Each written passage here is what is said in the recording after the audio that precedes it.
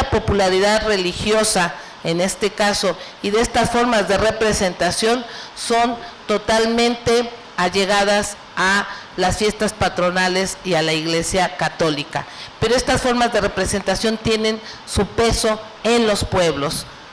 en algunos más que en otros. Por otro lado, tenemos las formas de representación que son los núcleos agrarios, tanto los comunales, que vienen desde esa titulación y confirmación de bienes comunales, que son parte de la resistencia indígena y originaria de liderazgos muy fuertes en nuestra ciudad para reclamar los territorios que pertenecían a los naturales, a los oriundos, a los nativos de esta ciudad y que tuvieron que estar peleando en tribunales y que de aquel tiempo y que en su momento tuvieron una titulación y confirmación de bienes comunales, con un andar terrible en donde no existe ninguna comunidad agraria, es decir, esta comunidad, estas representaciones comunales que tenga más territorio que la que les fue reconocida por la corona. Todas las comunidades vigentes tienen menos territorio y menos riqueza en cuanto a los bosques, a los ríos, al agua y a otros recursos naturales. Por su parte, los ejidos, que son una creación postrevolucionaria, efectivamente para reivindicar la tenencia de la tierra, también tienen esa forma comunal de tener una forma de posesión de uso común y también son formas de representación de los pueblos. Por otro lado, hay otras formas que son de convivencia comunitaria, desde los comités patrióticos del 15 de septiembre o de otras festividades hasta la batalla del 5 de mayo en dos de los principales pueblos de esta ciudad. Por otro lado, hay formas de representación ciudadana que han sido esta forma que tanto ya se ha hablado y también en este foro en relación a las formas que los ciudadanos encuentran para participar hasta llegar incluso a un presupuesto participativo. Estas diversas figuras han dejado fuera la figura que tiene que ver con esa forma de organización de los pueblos tradicional y que es la figura que ahorita aquí ustedes tienen presente. El licenciado Vigueras representa al pueblo de Tetelco mediante una asamblea, mediante una elección y un proceso donde el pueblo lo elige, pero luego pasan a ser una especie de empleados de las delegaciones correspondientes y entonces son órganos sui generis donde tienen acotadas y limitadas sus funciones. ¿Y por qué digo acotadas y limitadas? Porque por costumbre y también por forma de organización de los pueblos histórica, cuando el pueblo elige a alguien, quiere que esa persona sea su portavoz, su gestor y quien le resuelva los principales problemas que le aquejan. Entonces acuden a los coordinadores territoriales en búsqueda de estas respuestas. Sin embargo, los coordinadores territoriales no tienen las atribuciones para dar respuesta a ello,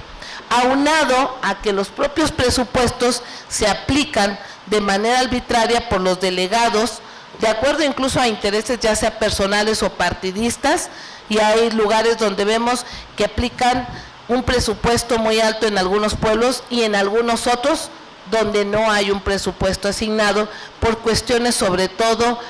partidarias o electorales. Esta situación donde se queda una forma de representación fundamental para los pueblos se agrava en la siguiente situación y ahí hacemos un llamado a la Asamblea Legislativa. No existe ningún fundamento jurídico para que solo exista la representación del Consejo de Pueblos que está reconocido en la Ley de Participación Ciudadana y la de coordinadores territoriales solamente en 4 o recientemente como se hizo en 6 delegaciones. Cuando propuso el diputado en su momento en esta legislatura que se reconociera Magdalena Contreras y luego se sumó la delegación Coajimalpa, hicimos la observación con toda la claridad de que en todos En todas las delegaciones existen pueblos y barrios originarios que tienen el mismo derecho a tener esas representaciones. Álvaro Obregón, Azcapotzalco, por ejemplo, es una de las delegaciones con mayor número de pueblos y barrios, que tiene ejidos: Iztapalapa, Cuauhtémoc, Venustiano Carranza, Coyoacán, Iztacalco. O sea, no hay una sola delegación, incluyendo Miguel Hidalgo y Benito Juárez, que no estén asentadas en los territorios que fueron donados o de los cuales fueron despojados los pueblos, y ahí se asentaron los nuevos edificios delegacionales. Con esto resalto la importancia y los avances que ha tenido la Ley de Participación Ciudadana, pero también destaco las grandes deudas que tiene la legislatura con los pueblos y barrios, en dotar con precisión de la libre determinación y la autonomía de los pueblos, pero sí como figuras político-administrativas por un lado, y por otro, reconocer a los pueblos el derecho que tienen de contar con representación política directa, es decir, la representación que se quieran dar los pueblos sin tener que pasar por los partidos políticos. Son dos temas pendientes. Los temas de avance es que efectivamente en la Constitución se reconoce la autonomía, la libre determinación como tal, y como manifestación de esta, las formas de organización tradicionales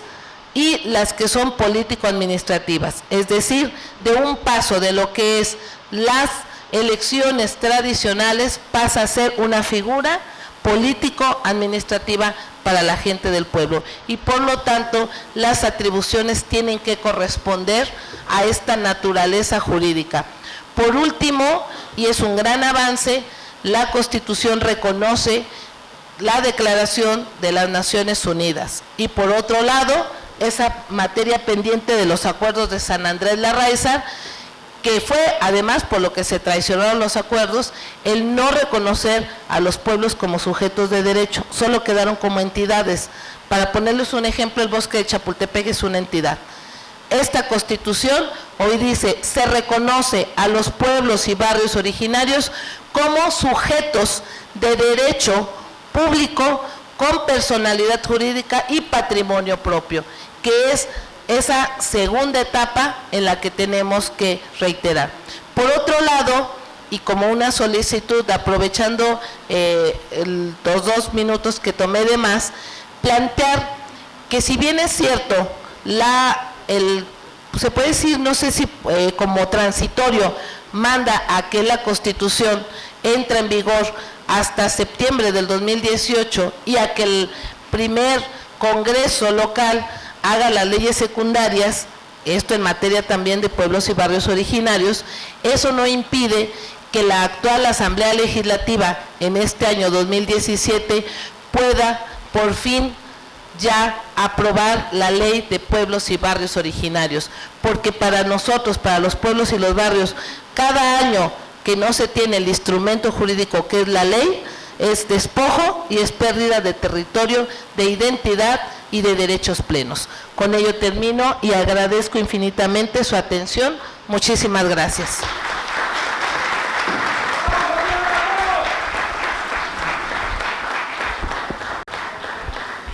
Gracias a Adriana Fabiola Poblano Ramos por su intervención.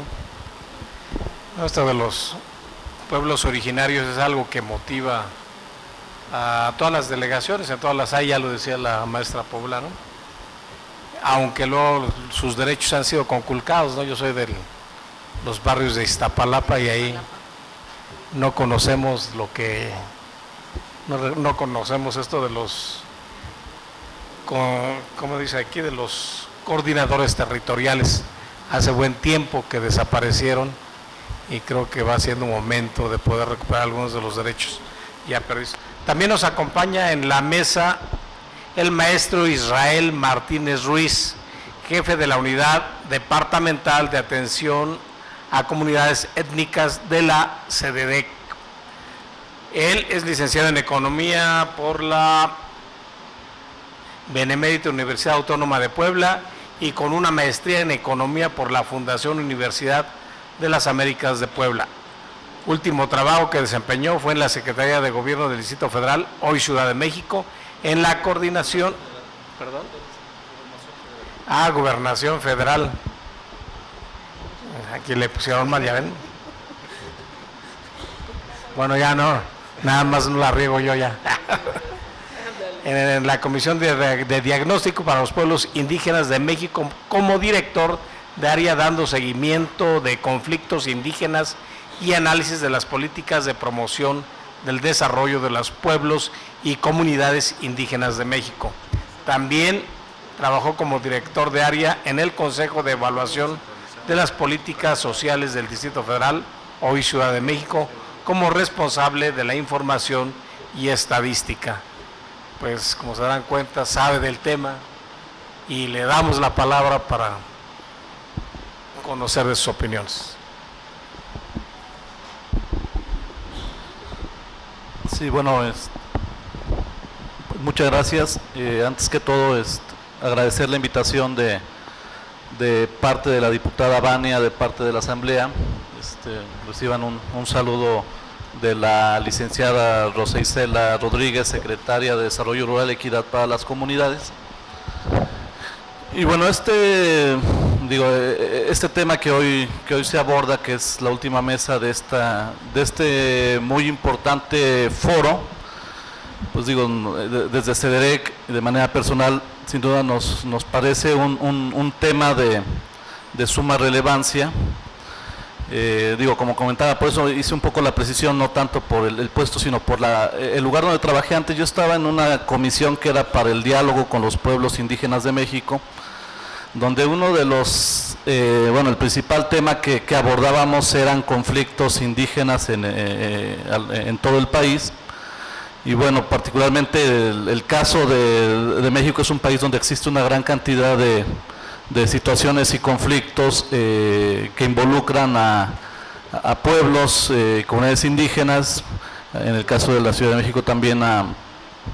los pueblos y barrios originarios. Y bueno, como comentaba la licenciada Fabiola,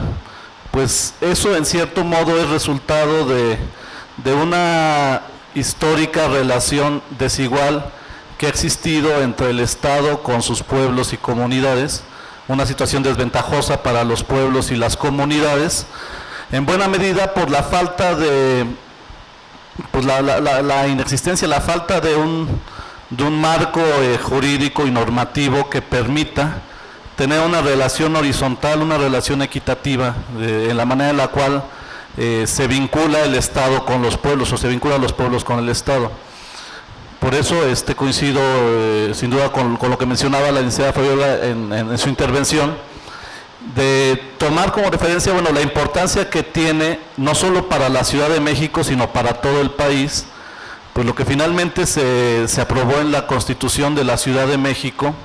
en lo relativo al reconocimiento de los derechos de los pueblos y barrios originarios y las comunidades indígenas residentes, porque no es un tema menor, los temas que se mencionaron de reconocerlos como sujetos de derecho público, pasando de esta figura de entidades de interés público a sujetos de derecho público, es un gran avance, y es el gran tema y la gran discusión, la gran pelea que desde los acuerdos de San Andrés, la fallida reforma de 2001, y que tuvo un viso de esperanza cuando se dio la reforma constitucional en materia de derechos humanos en 2011, al darle reconocimiento constitucional a los tratados y convenios internacionales firmados por México. Pero ese era un tema pendiente, y sigue siendo un tema pendiente a nivel nacional, el que se dé este reconocimiento en el marco de la legislación federal, y en el caso de la Ciudad de México, pues eso ya aparece en esta Constitución. El segundo tema, que también el que se reconozca de manera explícita a la Declaración de Naciones Unidas el derecho de los pueblos indígenas, también es un gran avance y es una gran demanda también que ha habido en el país de parte de los pueblos. Ha habido algunos esfuerzos por algunos grupos, por algunas personas, porque esto se logre impulsar a nivel nacional, que exista una armonización de la legislación federal con los derechos que se reconocen particularmente en esta declaración. Y bueno, a nivel nacional ha habido una gran resistencia a que ello ocurra, pues porque finalmente eso implica darle reconocimiento a derechos que los pueblos tienen, que incluso ya están reconocidos en otros instrumentos, pero bueno, que en la legislación federal ha habido esta resistencia a que se reconozcan, particularmente se armonice la legislación con esta declaración. Entonces, bueno, esta Constitución ya lo incluye de manera explícita, de manera puntual. Incluso eso implicó un reconocimiento público a través de sus redes de la relatora de Naciones Unidas para los Derechos de los Pueblos Indígenas, que presenta esto como un gran avance y como un ejemplo a seguir no solo para el resto de entidades del país, sino incluso para otras naciones de América Latina y del mundo, el que en esta Constitución se reconozca esta declaración. Y bueno, también un tema muy importante es que en la Constitución se reconozca de manera clara y de manera explícita el derecho a la consulta, que finalmente también es uno de los grandes temas y las grandes demandas que han existido históricamente, de que las leyes y el marco de la legislación federal y los estados lo reconozcan de manera clara. Entonces, digamos, ese es un tema que sí, en principio resalto, porque pues finalmente implica un avance importante. Digo, como cualquier ejercicio y cualquier proceso de este tipo, proceso que además fue histórico para la ciudad, digo, es un proceso que puede ser perfectible, finalmente no. Puede haber varios temas o varios aspectos que quedaron fuera del proceso, pero bueno, aquí el tema a resaltar en principio es que se parte de una base, de una Constitución que implica importantes avances, pero a la vez también implica grandes retos. O sea, finalmente el tema de avanzar hacia el reconocimiento y garantía de los derechos de los pueblos y barrios originarios y de las comunidades indígenas